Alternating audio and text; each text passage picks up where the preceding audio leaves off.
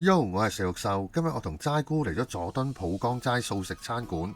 根據網上資料，餐廳經營歷史大約有30多年，出品嘅齋菜豐富，兼且有茶士點心，深受年長一輩嘅素食人士喜愛。餐廳總共分2層，裝修簡潔明亮，完全係走平民化嘅路線。樓上1樓仲有房間可以供食客包房嘅選擇。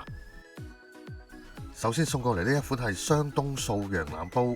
點呢一個煲都會跟一籃生菜，至於其他材料有冬菇、冬筍、炸枝竹、原粒馬蹄同埋燉羊肉，兼且仲有一碟腐乳醬。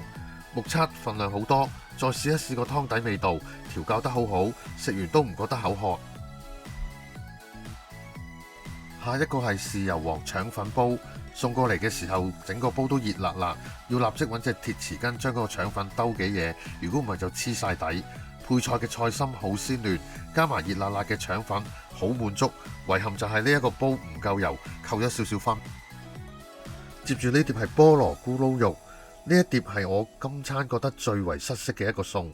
首先上台時第一啖食落去，覺得個猴頭菇有啲凍，個外層炸到一啲都唔脆，更加唔好話拔絲嘅效果啦。個甜酸汁調教嘅味道好差，我哋兩個對呢一碟餸都好失望。最後係燒汁雜菌神戶柳，材料有素牛肉、雞髀菇、海鮮菇、冬菇等等菇菌類，再配上紅椒及青椒粒。個燒汁我個人覺得略為甜咗少少，而個神戶素牛柳味道 OK， 口感唔錯。呢一個餸做得幾好。總括今餐4個餸最差嘅就係菠蘿咕嚕肉，其餘尚算合格。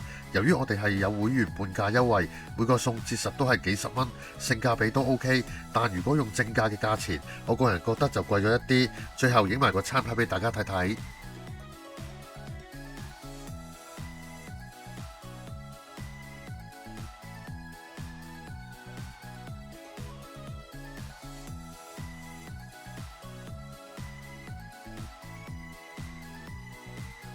下一集我同齋姑去到杭州武林夜市，千萬唔好錯過。